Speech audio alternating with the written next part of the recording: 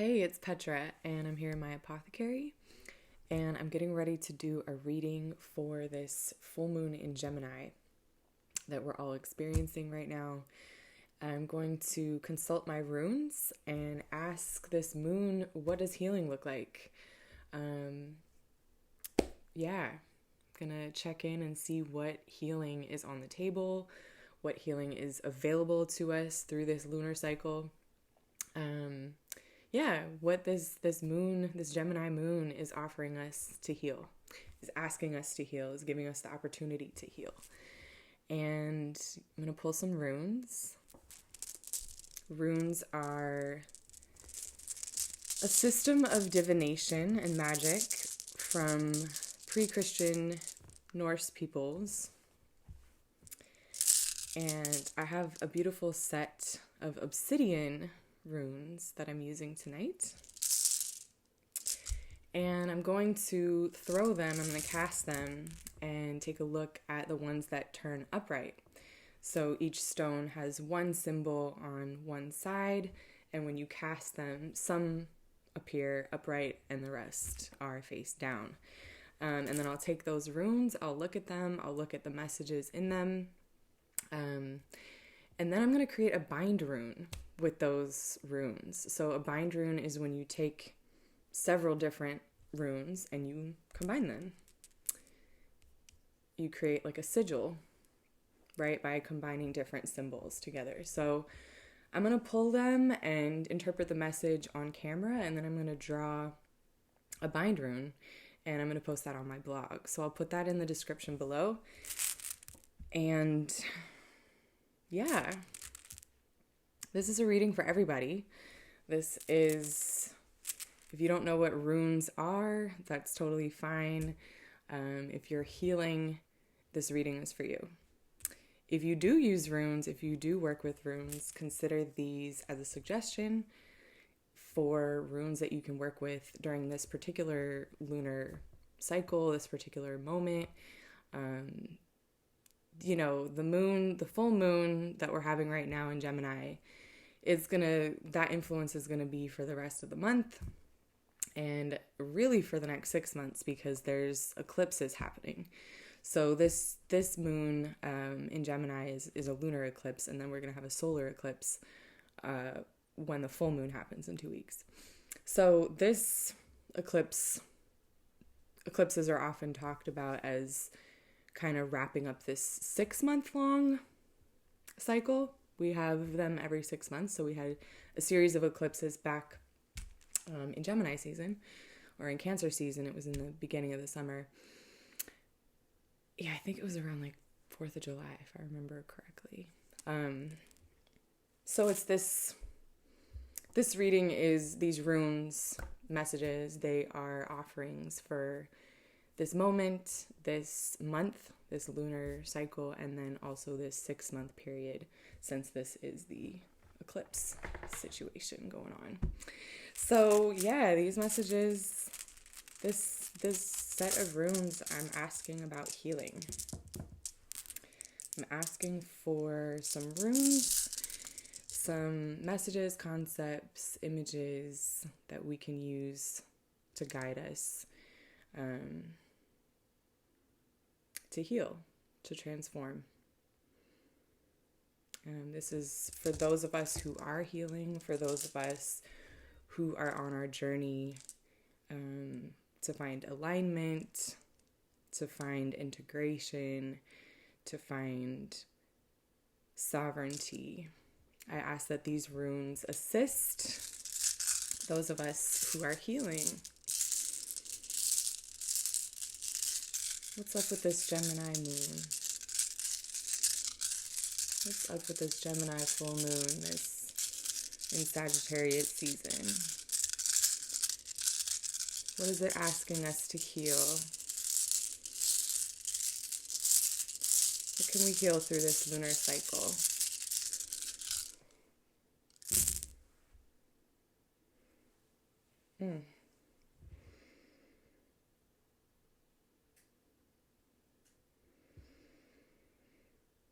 Wow. Right in the center, I see life and death. And I see the link between them. And the importance of playing your part. So, wow, okay, the center, right in the middle, is the Yew Tree.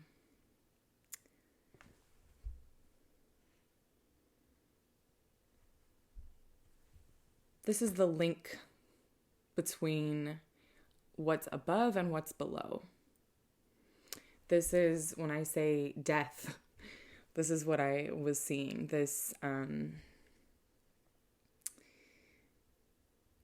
The yew tree in Scandinavian cosmology is the axis that this realm is on. So what is above and what is below, the link between life and death, the link between realms, that upward, that polarized.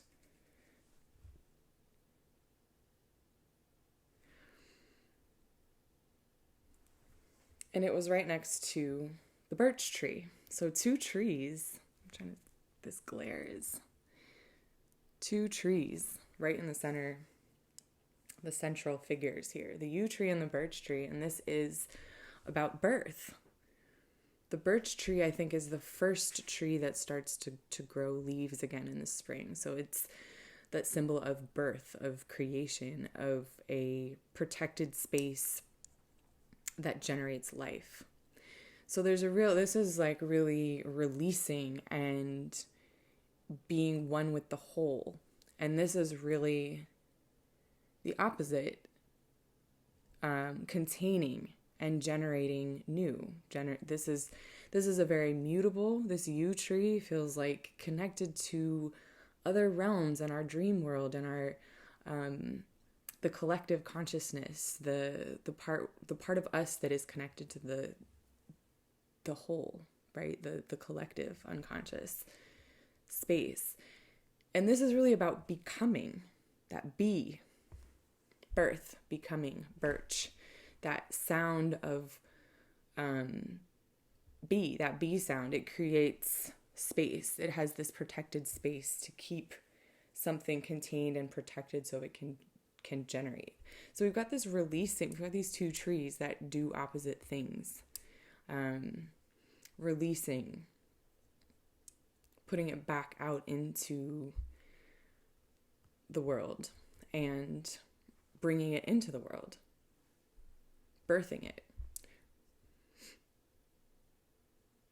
Creating and releasing. So life and death, this relationship between life and death, this is almost feeling like a portal. Like, think about actually birthing something, right? You have to be in, this is the conception and this is the gestation. This yew tree, it's connecting to the source of all oneness, that axis of these different realms that we're in, right? And then this birthing is coming into this realm. It's like earth and water. It's like cardinal earth and mutable water. So This is talking, if this is what healing looks like for this moon, I'm getting that place where those two things are the same thing, right? Like birthing a child, you have to conceive, you have to tap into the oneness, that place where you pull a spirit out, right? So you have to tap into the axis that connects you to other realms. And then you have to bring that here into this realm, birth it. So it's asking, these two, it's like asking,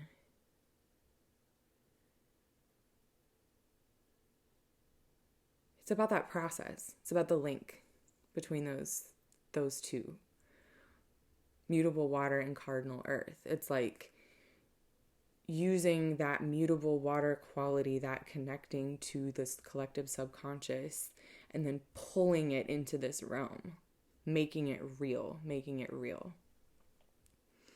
The gates are open. The portal, it's a portal. There's a possibility to actually reach across into that watery realm and then make it real in the earthly realm. And those two processes are connected. They're both very feminine. Both of these energies, the Yew Tree and the Birch Tree, they feel both very nurturing and caring and loving almost. It's this source energy. Ooh. This feels like a real healing of the feminine power. Like, that's so powerful. That is, like I said, the gates are open. There's a portal. It's tapping into your portal abilities, your abilities to reach into deep into your imagination, deep into that, like I said, mutable water, like Neptune type realm where it's subconscious. And then actually create from that, like pull from there and then create it, nurture it, give it life, give it form. Wow. Okay, so next to that, we've got a lot of restriction. But I feel like these are the conditions under which life is really created. New shapes and forms are actually forged. So this is ice, and this is kindling. A lot of people, I think I made up kindling for this. Nauthiz is what it's called. But it symbolizes like need, essential need. And to me, it looks like a stick, two sticks that you would rub together to like create friction to try to create fire. And it to me, it symbolizes the circumstances under which you would do that. Dire need. When you have to like come up with something to get your needs met, to survive. It's survival. It's the pressure of survival, and then meeting that pressure with friction and actually creating, innovating, right? Like who was the first person who figured that out, right? And then that place that they were in to be like, oh, I can create and harness fire to be more warm so I can survive this cold, or I can cook this food so that I can get this nutrients to survive. There's this survival, the pressure of survival, that creates the conditions for innovation. And here, it has a similar look to it, right? Is ice. It's that stillness and restriction, but without the friction. It's the slowing down of water into its solid state. So I'm seeing these two together, ice and kindling. And it's like that scene, that scenario where it's cold. And that coldness puts on the pressure. That reality. The isolation, the literally this isolation, the harsh realities. There's a lot of harsh realities that this portal, this very juicy, creative, birthing, feminine energy on either side of it were these two restrictive conditions, and this dynamic. The kindling and the ice. It's like I'm seeing like ice starting to melt, or, you know, the pressure of a cold winter that kind of pressurizes situations, right? Like if you've ever lived anywhere that has cold winters, you can easily survive your family or your roommates or whatever in the summer because everybody's out of the house. Everybody's doing stuff. There's no pressure to be close together. It's not condensed. In the summer, everything spreads out because the heat, that's what heat is, actually. Molecules move farther apart. Same thing happens with humans when it's hot, right? We move around more. So in the wintertime, if you get a drastic shift from winter to summer, if you go from, a summer where everybody's out hanging out all the time and then it gets cold all of a sudden in the winter and this energy comes in, the ice, and you have to condense. You suddenly have to face the people that you've been coexisting with in a very different way in the wintertime. Couples are famous for not surviving the winter. Families are, famous for fighting. And that's when the problems come about. That's when change is initiated. That's when, you have to change the way you treat each other. You have to care more. You have to bunker down and be nice to each other. You can't be an asshole to someone that you are stuck in the house with all the time, right? So all that to say, everything has its ups and its downs. And when things get condensed, what is happening in the world in a lot of places, right? There is a coldness. It's not a physical coldness. It's not a temperature coldness, but it's the same principle. It's the same thing as happening. People are locked inside, right? And so there's a pressurized nature to that that makes us face sort of the emotional reality in a different way. You have to give a lot more care to how you treat people. And yeah, to have this kind of energy, this really beautiful, God, it's so beautiful, these two runes together. Sorry, I was just thinking about how I'm going to draw them into a bind rune. I've never worked with these two, have I? I don't know, I'm excited to put these two together, the birch and the yew. Yeah, the ice and the kindling, the birch and the yew. Got a lot of wood going on here.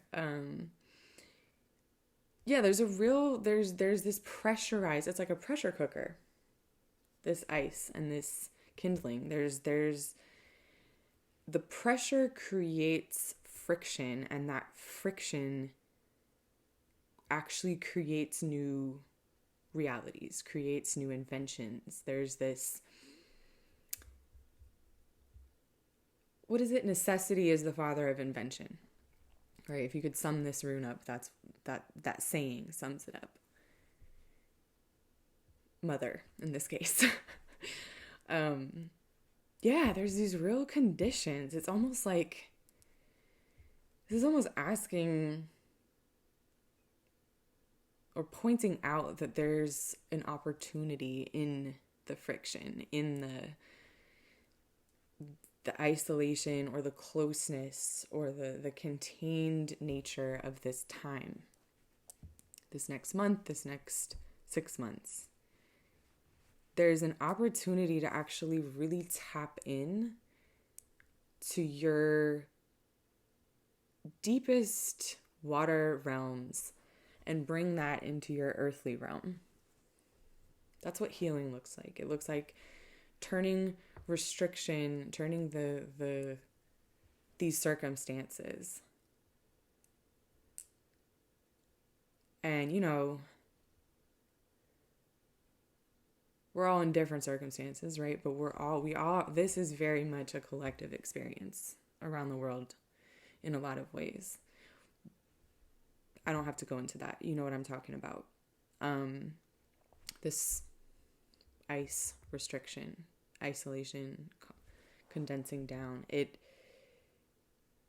you know exactly what I'm talking about, right? So this is pointing to the fact that there's this opportunity to really create within that. There's this opportunity to like tap in a different way and then nurture in a different way.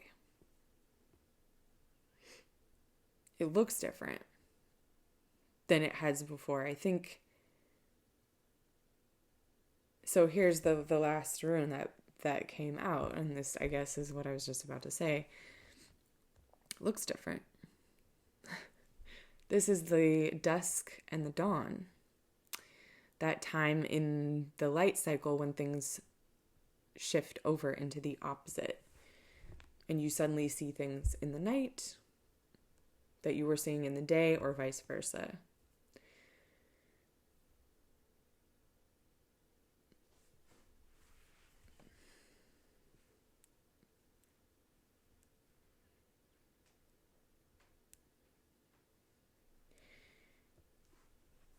It's a container.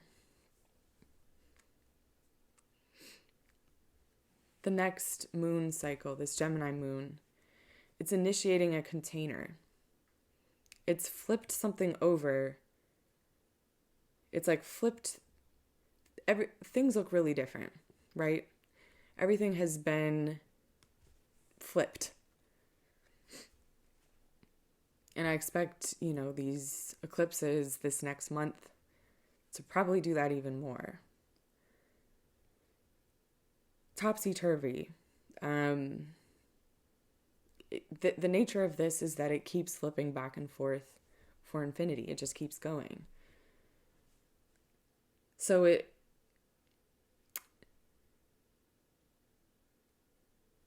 feels like we're entering whatever is flipping over for you, for in your life, however this, ice is affecting you. That flip creates this container that actually allows you to access this deep internal source in a completely different way. It actually opens up a gateway. It's like the restrictions themselves are opening up a portal, are opening up a gateway.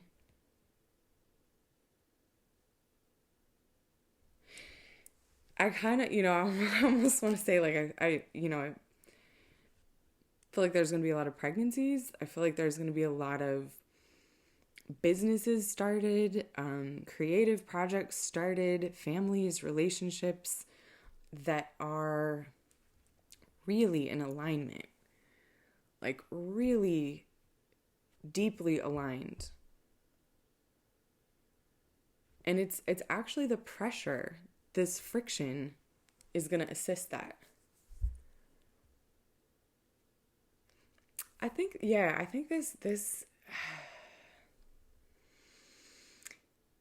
this dusk and dawn, it's definitely asking us to like see it, flip the way you see it, flip your perspective. So the places that you're being limited, the places that you're being, having to suddenly face this emotional reality in a different way, having to face these, the things getting closer, feeling the effects coming up against those, the things that you need, it's like all that is suddenly in question. And instead of seeing that as like, oh, just, another block, recognize that it is a different situation. This isn't just you getting blocked like you were before. This isn't just, it's like, recognize that you're actually in a different, look at it with fresh eyes. Look at the situation you're in. There's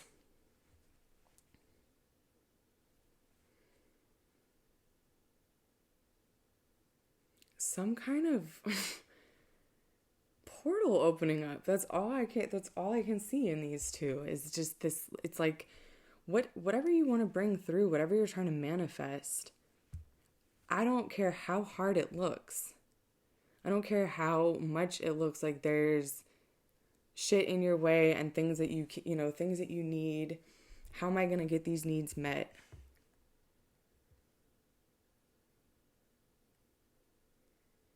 The things that are coming through, it's like they demand, they're pushing, these two were in the middle. They pushed their way through. They're not,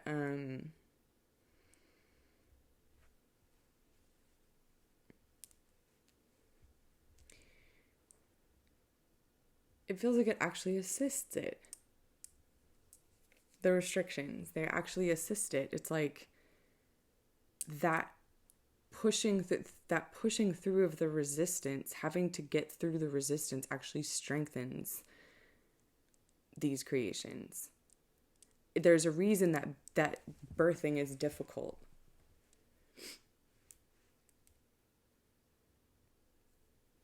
It's like that pressure, that resistance is what, it's what helps you create your form. That's what happens to astronauts, right? When they go into outer space and you have no gravity, for long periods of time, your bones and muscles start like degenerating. You need pressure. It's the same thing if you don't use your muscles, if you don't lift weights, right? Like that is that principle, that resistance generates your structure, your form.